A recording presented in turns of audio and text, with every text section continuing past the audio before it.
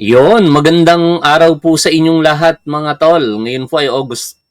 Ngayon po ay nadadivert yung isip ko. Meron kasi akong naisip bigla. Anyway, take two tayo para pagka inedit ko ito, hindi po magkaroon ng problema, no? Magandang araw po sa inyong lahat mga tol. Ngayon po ay October 1, 2025. Bago tayo dumako dito po sa pagbanat ni Chavit Singson sa ating Pangulong Bongbong Marcos, si Senate President Pro Tempore Ping Lacson ay under attack po ngayon. Ito pong mga pag-atake ng ilang personalidad kay Senator Lacson, galawang DDS po ito. DDS script, ika nga. Bakit po? Kasi yung photograph po na kumakalat ngayon sa internet ay kasama ito pong mag-asawang Curly at Sara Diskaya. Ito po ay pinakalat ni Congressman Kiko Barsaga. Sabi po niya sa kanyang Facebook page, CTTO, please investigate the validity of this image of Senator Lacson's private meeting with the Diskayas. At ina-amplify po ito ngayon ng napakarami pong mga DDS pages and kung sino-sinong mga trolls, I believe, dahil ang karamihan mga hindi man po makikita, mga nakalock po yung profile. Pero ano po ba ang katotohanan dito po sa picture na ito? Ito po ang post sa Facebook page naman ni Senator Ping Lacson. Exclusive story behind the photo. Diskayas invited Senator Ping Lacson to join Davao campaign rally in early 2025. He declined. The end. Ayan po Gayunman, malinaw na layo ng pagkalat ng larawan sa social media na sirain ang kredibilidad at reputasyon ni Senator Ping bilang chair ng Blue Ribbon Committee. Facts. Kuha ang larawan noong unang bahagi pa ng 2025 bago pa maupo bilang senador si Senator Ping Lacson. Dinala ng isang campaign supporter mula sa Davao City, sina Fred Villaroman, ang mga Diskaya sa opisina para personal na imbitahan ng senador sa isang campaign rally. Tinanggihan ni Senator Lacson ang imbitasyon ng mga Diskaya bilang paggalang kay SP Tito Soto na ang pamangkin na si Mayor Vico Soto ay tumatakbo laban kay Mrs. Diskaya para sa pagkaalkalde ng Pasig City at bilang courtesy sa iba pang party list groups na sumusuporta sa kanya. Walang campaign donation, anumang uri at forma ang mga Diskaya kay Senator Lacson. Ito ang una at huling pagkakataon na nakasalamuhan ni Senator Lacson ang mga Diskaya sa labas ng Blue Ribbon Committee. Hindi kailanman pinaburan o binigyan ng espesyal na pagtrato ni Senator Ping Lacson ang mga Diskaya sa pagdinig ng Blue Ribbon. Sino kaya yung nagbigay ng special treatment dyan? Ayan basahin ang buong ulat sa comment section. Hindi na po natin babasahin yan. Ganun pa man, malinaw po na ito pong pag-atake kay Senator Lacson, DDS script. Kasi hindi naman po ganito gumalaw ang mga dilaw at ang mga pink, no, yung igigilt ka sa isang bagay na kasama ka lamang sa litrato. Ang mga gumagawa lang kadalasan nito, yung mga DDS, particular kay Pangulong Bongbong Marcos at sa mga kaalyado nito. Kaya ngayon, ibalik natin dito po sa mga DDS, yung ginagawa po nilang pag-associate sa guilt ng isang tao sa pamamagitan lamang ng photograph. Sa mga photograph po na shared nitong si Juan Sandugo, makikita po natin dito ang samot-saring photograph ng mga personalidad na meron po talagang napakalaking issues sa ating lipunan. Siyempre, hindi po mawawala dyan ang dating dating Pangulong Rodrigo Duterte. Sa photograph po na ito, kasama niya siyempre ang wanted na si Michael Yang. Yan Tapos, another Michael Yang, di umano'y Pogo, Boss, Drug Lord. Magkasama sila ni Rodrigo Duterte. Kaya kung ang pamantayan ngayon ng mga DDS ay guilty si Senator Lacson dahil kasama sa photo sa isang pagkakataon ang mag-asawang Diskaya, dapat siguro atakihin nyo rin yung mismong boss ninyo kasi kasama yung mga wanted sa batas. Tapos ito, si Sammy Uy, drug lord, kasama si Senator Bongo at si Congressman Alvarez. Dito, si Rodrigo Duterte sa bahay niya mismo ito. No, nung una hindi nila inaamin, pero nung nag-livestream si Senator Bongo nabuko kasi nakita po natin yung wangis ng kortina, yung hanger po nito, yung litrato, yung tiles, yung bubong o kisame at yung dingding, hindi po maitatanggi na parehas doon po sa live streaming ni Senator Bongo back then. Dito ang kasama, si Alice Guo. Alam nyo naman na siya po yung ngayon involved sa qualified human trafficking, di ba? O nandito si Nicanor Paeldon. O yung kapatid ni Alice Guo nandito sa baba. O kaya kung guilt by association, dapat guilty na rin si Rodrigo Duterte sa harapan ninyo, mga DDS. Ang dami pa, Yan. Si Alan Lim, drug lord kasama ni Rodrigo Duterte. Yan, si Michael Yang, eto, si Peter Lim, drug lord kasama ni Rodrigo Duterte. Eto, ulit, si Sammy Uy, drug lord. Nak ng teteng na yan. Kaya nakakatawa itong mga DDS na pinapakalat nila ngayon yung photograph ni Senator Panfilo Lacson. Tapos, iniuugnay dito sa mag-asawang Diskaya. Hindi nyo ba naiisip na sa lahat ng mga senador, natatangi ito pong si Senator Ping Lacson na hindi tumatanggap ng pork barrel. Tapos, i-associate nyo pa rito sa mga nangungumisyon. Ang layo-layo ng integridad ni Senator Lacson sa mga kinukumpare nyo sa kanya. Ngayon, ano ang breaking news? Ito po, si former House Speaker Martin Romualdez, former ako Bicol Party List Representative Saldico, and former DPWH Secretary, now Senator Mark Villar, ay isusupwena na po ng Independent Commission for Infrastructures. Ayon sa Executive Director po nito na si Hosaka Brian, Attorney Brian Hosaka. Kaya wala na pong sacred cow dito, lahat maiimbestigahan. Hindi porket pinsan, kakampi ng ating Pangulo, hindi maiimbestigahan. Kaya pagka dumating na yung punto na ilabas na nila yung kanilang rekomendasyon, aasahan natin na iba't ibang pangalan ang marerecommend po ditong makasuhan. Kung may kasalanan si Speaker Martin Romualdez base sa mga ebidensya, definitely kakasuhan po yan. Ito naman ngayon, si Chavit Singson. Kababalik lamang po ng bansa, may mga scheduled na kagad na interview. Ang galing, Napakadali lang para sa kanila kumuha ng mga schedule sa mainstream media para magpa-interview. Pero nagiging platform po nila ito para po siraan ang ating gobyerno, ang ating Pangulo. Ginawa niya una ito sa Bilyonaryo News Channel sa programa ni Attorney Jimeno. Tapos ito naman dito po sa Morning Matters. Nagpa-interview din po siya. Pakinggan po ninyo kung ano po yung mga sinasabi ditong pagbanat nito pong si Chavit Singson kay Pangulong Bongbong Marcos. And now joining us this morning is former Ilocos Sur Governor Chavit Singson. Good morning, Gov, and welcome to Morning Matters. Thank you for joining us, sir. Okay, so sinabi niyo po, Gov, the ICI should begin its investigation in Ilocos. And we all know, baluarte rin po yan, ang presidente ng mga Marcos. Why should the ICI start in Ilocos? Yeah, it should start there because the president is from there. It should start in Region 1, Ilocos Norte, Ilocos Sur, Pangasinan, and La Union. Why? Because the flood control all over the country is 18 billion. Mas marami pa rito. Pero the top three, the biggest, is Occidental Mindoro, which is 3 billion plus. Second is Bulacan, 2 billion 800. Third is Ilocos Norte, 2 billion 700. Bakit hindi ginagalaw itong Ilocos Norte? Bakit binubugbog yung may iba? Dapat mag-umpisa sa Region 1. Pero ano po ba nahanap niyo sa Ilocos? Is it anomaly? Yun ang hirit niya. Bakit daw hindi ginagalaw ang Ilocos Norte? Bakit daw yung ibang rehiyon lang ang iniimbestigahan?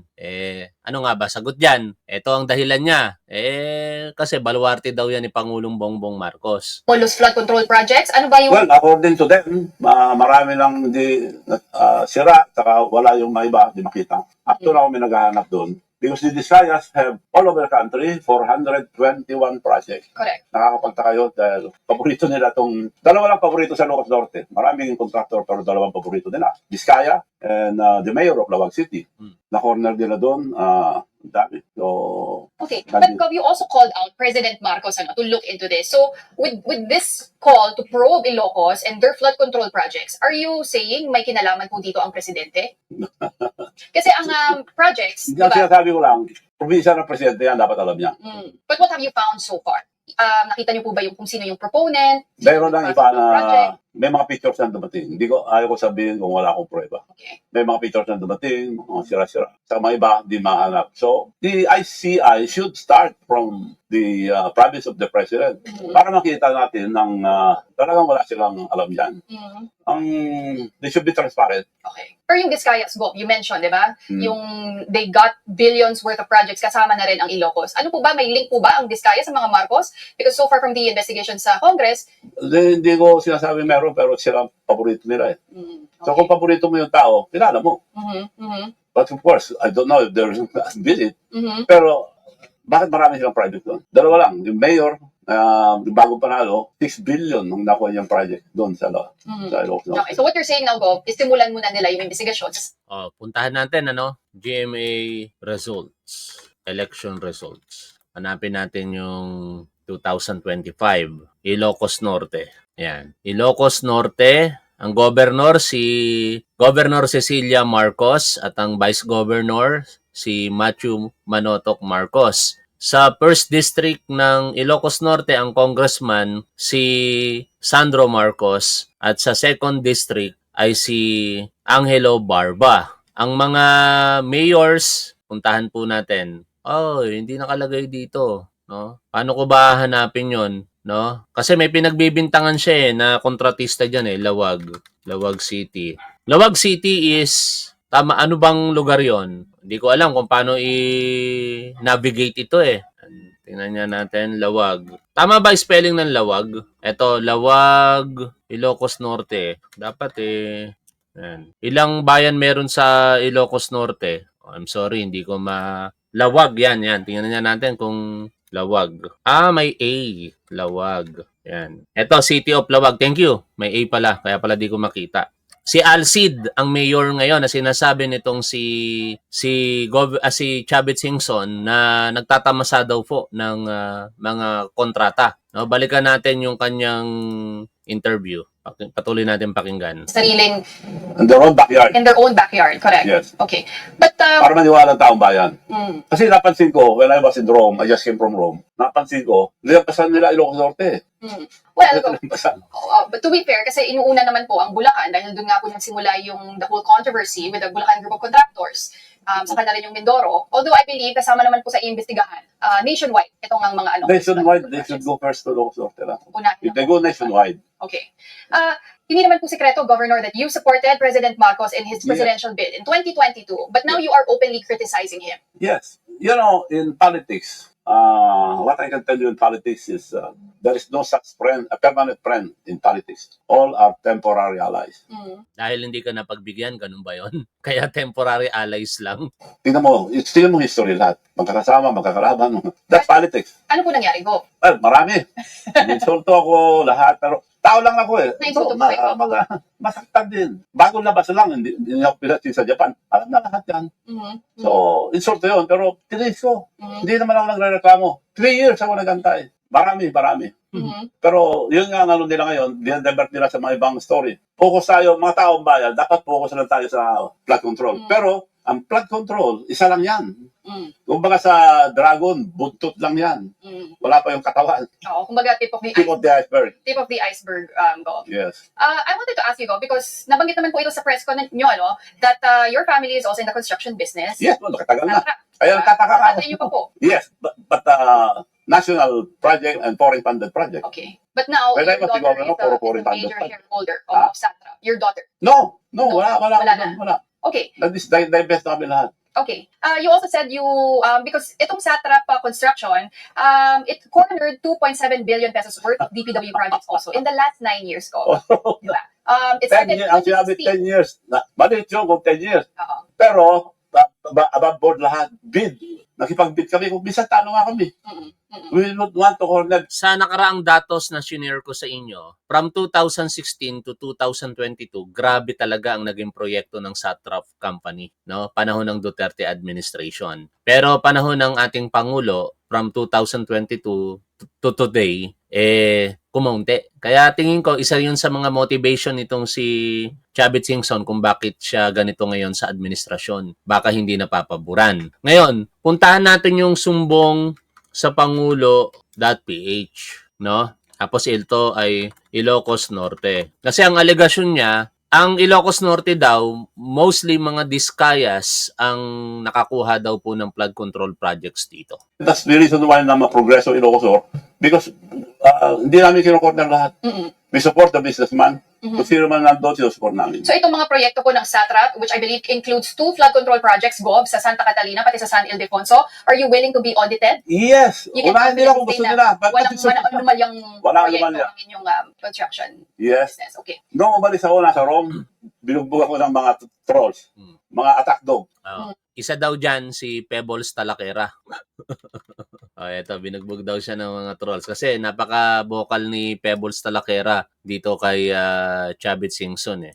O ngayon, isa-isahin natin yung mga post ni Pebbles Talaquera. Ito, kapopost nga lang 30 minutes ago. Chavit, prepare the 5 million. Sure na sure ako na ikaw ang pasimuno sa illegal black sand mining. Gloria formula is real. Sino ba BP ni Erap nung napatalsik siya? Hindi ba't si Gloria? Hindi mapabagsak si PBBM kasi walang paper trail. Hindi katulad nung kay Erap na maraming paper trails. Sa mga nagsasabi na si Speaker daw po ang may gawa at umarkila ng mga manggugulo sa rally, hindi po totoo yan. Huwag po kayong maniwala sa mga false info. At bago pa po ilabas ng isang columnist yung issue about destabilization, alam nyo yan, pinopost ko ng may silang plano. Hindi pa rally, linabas ko na yung info. At for context, ito kasi yun eh. Yung isang PBBM loyalist na nagpapakilalang loyalista na si Mike Cervera, pinagbibintangan si Speaker Martin Romualdez na nasa likod daw po ng kaguluhan sa Mendiola Ayala Bridge noong September 21. Ito po. Mga kababayan, tell you sa Coco, thank you naman. Ito na kasi, mga kababayan ko. Ito'y may kinalaman po sa gagawin na September 21. Kung inyong mapapansin po, mga kababayan, yung pong nagtatawag na magdala ng molotov at saka magsuot ng maskara, mga kababayan, marami pong nagsasabi na ang panawagan na yan ay nanggagaling sa kampo ni Speaker Martin Romualdez. Nako, patay na. Mga kababayan ko. So ngayon, gamit na gamit ngayon yung mga alaga niya na mga bayarang vlogger na na mga influencer, na ngayon yung mga nag-aanyaya, mga kababayan, na tila ba nag-blast, boost sila ng kanilang mga post. Yan, mga kababayan, kumuha ng mga kilalang mga vlogger, influencer sa FB, na ngayon ay nag-aanyaya nga na magdala ng maskara at molotov. Nako po, mga kababayan. Kasi may napapabalita daw po, mga kababayan, na sisibakin na nga. Oo. Tandaan nyo po, ito pong vlog na ito ay nangyari noong September 11, 2025. Somehow tumama si Mike Cervera. Nagkaroon talaga ng kaguluhan. May mga molotov bomb yung mga nagpunta doon. Pero kung ihahambing natin ngayon ito sa tono nitong si Chavit Singson nung siya ay in-interview sa Billionario News Channel, pinangalanan niya, ayon din po sa kanya, naririnig niya lang daw, katulad ng tono ni Mike Cervera. Kasi dito si Mike Cervera, ang tono niya, ayon daw sa kanilang mga nalalaman o naririnig, mga impormasyon, ganun din naman itong tono ni Chavit Singson. Ang pinangalanan ni Chavit Singson at saka ni Mike Cervera ay iisa. Si former Speaker Martin Romualdez. Ang pinagkaiba lang nila, si Mike Cervera hindi pinangalanan si First Lady, pero si Chavit Singson binanggit niya na kasama daw si First Lady. Kaya nagtataka ako ngayon, ano ang motivation ni Chavit Singson para sabihin niya na si Speaker at First Lady ang nasa likod nung kaguluhan sa Mendiola, at ano ang motivation ni Mike Cervera para sabihin niya naman na si Speaker ang nasa likod nito? Nagkataon lang ba na yung sinasabi ni Chavit Singson at yung sinasabi ni Mike Cervera sa parte ni Speaker Martin Romualdez ay nagkaparehas? Sila bang dalawa ngayon ay nagsasabi ng totoo? Pero syempre, yan ay kanilang mga akusasyon lamang. Alam naman natin kung ano na ang nangyari. September 21, nagkagulo. Nagsagawa ng investigasyon ang ating otoridad at ayon na rin po sa ating kapulisan, may mga red dito na nakihalubilo. Ibig sabihin, mga miyembro po ng New People's Army, no? Tapos, sinabi din po ni Mayor Isko Moreno na ang nasa likod ng kaguluhan ay isang dating politiko na parang half Chinese at isang abogado. Kaya ang tanong, sino yon? Hindi natin alam. Pero definitely, hindi half Chinese si Speaker Martin Romualdez, pero siya isang abogado. Si Attorney Lisa, isang abogado rin. Nasa sa inyo kung kanino kayo maniniwala dyan. Ipinapresenta ko lang naman ito kasi nagulat ako. May nag-send sa atin ng ganito, tapos ganito ka-eager si Mike Cervera para sabihin sa harapan ng publiko na ang nasa likod ng magiging kaguluhan nung hindi pa nangyayari ang kaguluhan ay si Speaker Martin Romualdez. O tatanggalin na nga ho itong si Martin Romualdez. Nako, patay na. Ay ngayon, mga kababayan, tulad nga ng talong ni Jake Magnus kanina, kanino po ba tayo? Kay Speaker? Ang grupo nito, kinabibilangan yata ng malalaking vlogger, ano? Ito yung grupo ng mga vlogger na ang subscriptions ay hindi po bababa sa 100,000. Yung binanggit niya na si Jake Magnus, si Chris Ulo, si Mima Alicia, yung Big Five.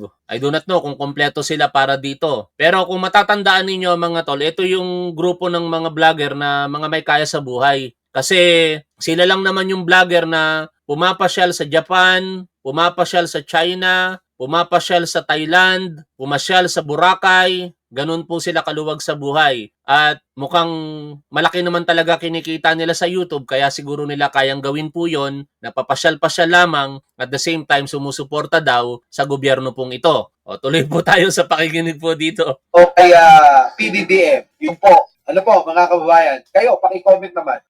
Kapag sinabi nyo kay Speaker, di kay Speaker tayo. Ayan. Ayan po. Ayan, mga kababayan, yung mga ganitong mga post, yan, no? Yan. Kaya hindi pa nangyayari, alam na nila Mike Cervera na may mangyayaring ganun. Kanino kaya sila humugot ng impormasyon? Ano? Yan ang isa sa mga malaking katanungan dyan. Sana mapansin niya ng ating PNP at ng ating NBI, baka makatulong sina Mike Cervera. Total, alam naman nila no? Para kahit paano yung kaguluhan po noong September 21, mas magkaroon ng liwanag sa publiko kung sino-sino ba ang nasa likod po nito. Ngayon, balik po tayo dito sa interview kay Chavit Singson. Mga asong ulol na makaamoy ng pera, kakagat. So, sinasagot ko lang. Okay. Pag ginawa ulit yun, mas paraan pa ko ilalabas. Yan Okay, so let's talk about this system. Speaking of pasong ulol, si Pebbles Talakera, isa po daan sa mga sinasabi niya kasi talagang ito po ang napaka-vocal sa ngayon. Basahin po natin yung mga post muli Noong September 19, nagpa-press con si Chavit at nanawagan siya sa mga kabataan na lumabas at makilahok sa rally. Saan nga ba siya nagpa-press con? Same ng lugar kung saan siya nagpa-press con nung gusto niyang patalsikin si Erap. Yan Kasi noong October 9, 2000, nagpa-press con si Governor Singson din sa Club Pilipino. Hindi ko rin makakalimutan tong Club Pilipino na ito sa Green Hills kasi dito ako nag-take oath ng aking lisensya bilang criminologist. For 7 or 8 minutes, nagtalumpati ako dyan sa harapan ng mga kapwa ko criminologist. Kaya talagang memorable sa akin ang lugar na yan. Ito pa post ni Pebbles, napakarami nito mga tol Ang concern ko lang yung black sand mining. Yan. Kasi sinasabi na involved daw po itong si Chavit Singson sa black sand mining at iba pa. Hindi na natin pupuntahan pa yung napakarami mga post na ito, pero kung may time kayo, bisitahin nyo po ang page ni Pebbles Talakera para malaman nyo po yung mga posting niya, particular tungkol dito kay Mr. Chavit Singson. Tuloy po tayo sa pakikinig dito sa kanyang interview. System of corruption, Kasi kaya naman natin mainit ngayon ang mga flood control is because of the corruption that happens behind it. At yun na yung system ng kickback, ng commitment, SOP. What do you know about this, Ko? Well, matagal na yan, pero not as big as this. Ito lang pinakamalaki na skandalo sa buong history ng Pilipinas. And hindi lang yan. Nasa public works and highways lang tayo. Lahat ng departamento meron. So, that's why I'm in favor of, I've suggested, and I'm going to say it again, I'm encouraging the student to lead a peaceful movement. Hindi ko na sabihin na revolusyon. Peaceful movement. Because this is the future. Future ng mga kabataan to. Now, nag-revolusyon na lahat dito sa atin. May people power led by so and so. Wala pang mga kabataan. The future nila ito. That's why I'm encouraging them to stand up and have a peaceful movement. Huwag silang lumabas. Kung ano sasabi, huwag silang lumabas sa kalye dahil ginugulo sila. During the 21, ginulo Nandun po kayo. Nagpakaila ako, hindi ako nagsalita.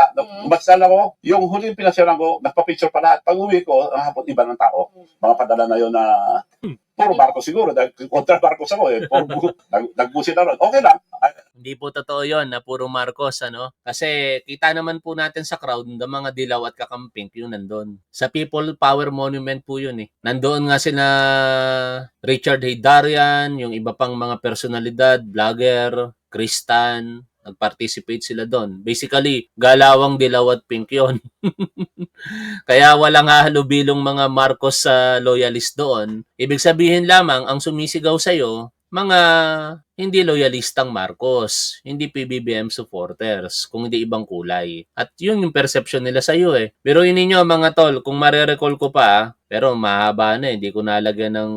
Ang video na yon ay in-upload po ng Rappler almost 4 minutes, almost 3 minutes. Tapos doon, binubo siya. Tapos yung mga unang litanya, sinisigaw na kadiri, kadiri. Habang dumadaan itong si Chavit Singson. Yung isa pang ang pulis doon, estudyante ko, na-notice ko yung itsura niya, kaya after ng live natin, minessage ko, sabi ko, tol, ikaw ba to? O, kinumpirma niya, siya nga. O, tuloy, huwag na natin pag-usapan yung pulis kasi wala naman silang kinalaman doon sa politika. Nabanggit ko lamang dahil para ipakita ko sa inyo na tandang-tanda ko yung pangyayari na yon kahit napanood ko lamang sa balita. O, tuloy po tayo dito. Naintindihan ko. Pero si President Marcos is worse. He is the president. Binubuo ng tao sa men's volleyball. Okay. Balikan po muna, Governor, yung itong system of corruption. Sabi niyo, nagulat po kayo kung gano'n nakalaki. Yes. Dati ba hindi 30% ngayon? Kasi we're talking about 20 to 30% SOP na hinihingi daw ng mga lawmakers. Yes. Kayo po ay nagulat doon? Nagulat at ghost project na eh. Hindi lang porsyentuhan, ghost project na. Kung malata mo yung Focus tayo dito sa akusasyon niya, no? Tingnan natin. Kasi sinasabi niya na ang Ilocos Norte ay ang dami daw po ditong mga kumpanya ng Discayas na nakakuha ng kontrata simula po noong 2022, no? Ang mga Discayas, yung kanila pong mga kumpanya ngayon ay nirevoke na ang lisensya ng PCAB. Ito nga po, oh. In its resolution number 75 series of 2025 issued September 1, PCAB citing Discaya's admission on Monday of ownership of the 9 companies in question which have participated in bidding of government projects during a Senate Blue Ribbon Committee hearing, resolved to revoke immediately the licenses of the following. Tandaan po ninyo yung mga kumpanya: St. Gerard Construction General Contractor and Development Corporation, Alpha and Omega General Contractor and Development Corporation, St. Timothy Construction Corporation, Amethyst Horizon Builders and General Contractor and Development Corporation, St. Matthew General Contractor and Development Corporation, Great Pacific Builders and General Contractor Incorporated, YPR General Contractor and Construction Supply Incorporated, Waymaker OPC, Elite General Contractor and Development Corporation. Sa ginawa po natin pagsusuri dito sa ating last live streaming, nakumpirma po natin na marami talagang nakuhang proyekto dito ang Discaya companies. A total of more than 2 billion pesos, which is correct naman sa sinasabi in fairness nitong si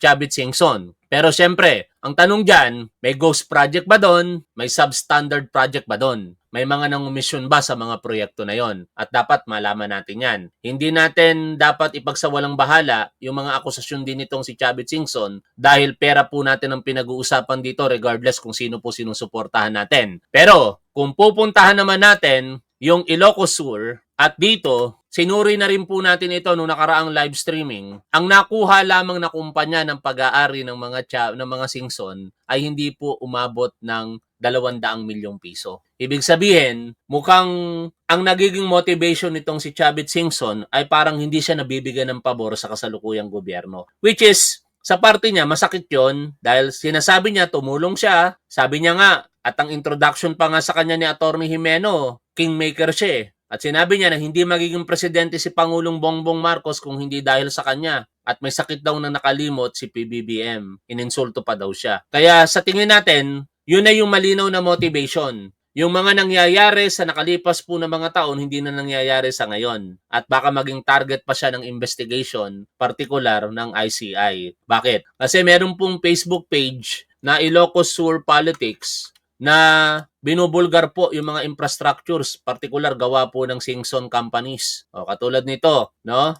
Ang dami po nilang mga sa page po na ito na Ilocos Sur Politics at Partas pa nga ang naka-cover photo dito, yung mga infrastructures na gawa po diyan sa Ilocos Sur na karamihan ng mga panahon na hindi pa po nakaupo ang ating Pangulong Bongbong Marcos ay sila talaga yung nagtatamasa ng mga kontrata. In short, for the past administration, particular sa Duterte administration, lumobo ng lumobo ito pong kumpanya, yung kanilang kinikita sa mga kontrata sa gobyerno. Mahigit po sa 2 bilyong piso yan ayon po sa report ng Rappler at ng PCIJ. At doon po sa datos na yon, sa mahigit 2 bilyong piso, halos 90% nakuha during Duterte administration. At kakaunti lang talaga sa panahon po ng Marcos Jr. administration. Hindi natin alam ano dahilan bakit hindi sila makakuha ng maraming proyekto sa kasalukuyang gobyerno. Yan ang mananatiling katanungan pa rin sa atin sa kasalukuyan. Pero ang malinaw lang sa akin dito, katulad nung sinabi niya dito sa interview na ito, na walang permanenteng alliance sa politika. In short, kapag hindi ka natutulungan, hindi ka napapaboran, aalisin mo yung alliance na yon sa sinuportahan mo. At ganun yung nangyari noong panahon ni dating Pangulong Joseph Estrada. Kung matatandaan ninyo, ang napaboran sa panahon ng Pangulong Estrada ay si Atong ang kanyang kakompetensya sa sugal na negosyo nung mga panahong iyon. At dahil doon, siya ay nagsambulat ng impormasyon na si Estrada raw ay tumatanggap ng weteng payola at naging ugat po ito para po i-impeach ng House of Representatives si Estrada. At kinalaunan, hindi nabuksan yung sinasabing ebidensya kaya nag-walk out ang impeachment prosecutors nung mga panahong iyon. Dinala nila sa kalsada na nauwi po sa pagbibitiw nitong si dating Pangulong Estrada. At mukhang history will repeat itself kasi gano'n na gano'n yung nararamdaman yata nitong si Chavit Singson ngayon. Hindi napapaboran, kaya ngayon nag-iingay. Pansinin ninyo, kaliwat kanan po ang pa-interview niya sa mainstream media. Ang tinatahak niyang pag-criticize ay partikular sa pamumuno ng ating Pangulo. Higit sa lahat, noon ang nakinabang Vice Presidente ng Pilipinas na si Gloria Macapagal Arroyo. Ngayon, nananawagan siyang magbitiw si Pangulong Bongbong Marcos. Sino ang makikinabang? Si Sara Duterte, isang malapit na kaalyado. Kayo na ang humusga sa motivation ni Chavit Singson. Pero ako naniniwala ako na kung may kasalanan ang mga kumpanya nitong si Singson, mananagot ito sa kasalukuyang gobyerno. And sana kung anuman yung mga kumpanyang sangkot o meron na kontrata dyan sa Ilocos Norte, regardless ito ay probinsya ng ating Pangulo, maimbestigahan din ng maayos ng kasalukuyang Independent Commission. This is why I reiterate my position na dapat isa publiko ang ginagawang pagdinig ng ICI. Kasi katulad nito, sa tingin ninyo mga tol, kapag inimbestigahan na ng ICI ang Ilocos Norte, tapos maklin ito, malinis, mali yung sinabi kong word, lumabas na malinis ang mga transaksyon dito, iwe-weaponize po ito, partikular nitong si Chavit Singson. Sasabihin lamang nito, tingnan nyo, ayaw nilang isa publiko ang pagdinig, kaya wala tuloy kasalanan ang sa Ilocos Norte. Ngayon, meron tayong manonood dito na isang sumusuporta dati sa atin at pinalalabas pa na content daw ito, kaya ang posisyon natin, lumalabas na daw po yung interest. Nabasa ko kanina yung TRL, nag-comment siya. Ito yung mga comment niya. Pakita ko sa inyo. Alam ko naman na ako tinutukoy niya dito. Sabi niya, ako di pabor. Magugulo lang lalo na madadami opinion. Content creator, chaotic yan sa bansa. Mas gusto ko weekly update lang. Okay naman yung posisyon niya. Walang problema sa akin. Pero yung pagko-comment niya ng ganito, hindi po maganda ito. I-public nyo, sayang ang income. Naglalabasan na ang kanya-kanyang interest. Anak ng teteng ka. Diba? Sa totoo lang, kung gusto ko lamang ditong kumita, itatapi ko lang si Sara Duterte, tapos na. Libo-libo na manonood sa atin, pero ginagawa ko ba? Hindi. Pansinin ninyo, pag kayo'y nanonood ng mga vlogger na topic si Sara Duterte o mga Duterte, di ba ang daming nanonood? Kasi yun talaga yung pinapatok ng mga manonood ngayon. Yung mga ganitong issue, bihira. Maswerte na lamang kung may manood sa atin katulad ngayon 1,000. Ako'y apektado in a sense na kapwa natin supporter ng gobyerno tapos pag-iisipan ka ng ganon. Yung mga DD shits, wala akong pakialam sa kanila. Pero ito lang ang masasabi ko sa iyo, TRL. Kung personal na interest ang iniisip ko dito, kung kumita lamang ng pera, huwag ka nang manood. Kasi dahil nanonood ka, natutulungan mo akong kumita ng pera. Pangalawa, kung pera lamang ang atupag ko dito, hindi ko itatapik ang mga ganitong uri ng topic. Laging kismis, laging pambabatikos o kung ano man. Yun ang gusto ng tao eh. Pansinin ninyo, lahat halos ng mga malalaki ang views po natin, kismisan. Katulad nung nakaraang araw, pasabog ni Chis Escudero, ilang libo nanood sa atin? 12,000. Ngayong araw na ito, kung chismis lang ang gusto ko, pwede natin pag-usapan si Paulo Duterte, si Sara Duterte. Sigurado libo-libo manonood sa atin. No, pero hindi tayo ganon. No, hindi ko sinasabi ito dahil ako'y nasasaktan talaga ng lubos. Ako'y lamang medyo natatamaan dahil masakit para sa akin na kapwa ko PBBM supporter, kung ikaw man ay PBBM supporter, tapos pariringgan mo ako ng ganon. Kaya simula ngayon, kung makarating man sa iyo ito, huwag ka nang manonood sa akin, TRL. Dahil pag nakita kitang mag-comment dito, ibablock kita sa page ko. No? Hindi ko kailangan ang mga taong katulad mo na pag-iisipan pa ang kapwa ng hindi maganda. No? Okay lang ang mga DD shits na magsalita, pero yung kapwa mo PBBM supporter, hindi yung katanggap-tanggap. Hanggang dito na lamang. Shoutout po sa inyong lahat. Lagi po nating tandaan kung ano po ang tama at dapat, doon po tayo. Keep safe. See you always. Bye for now, mga tol.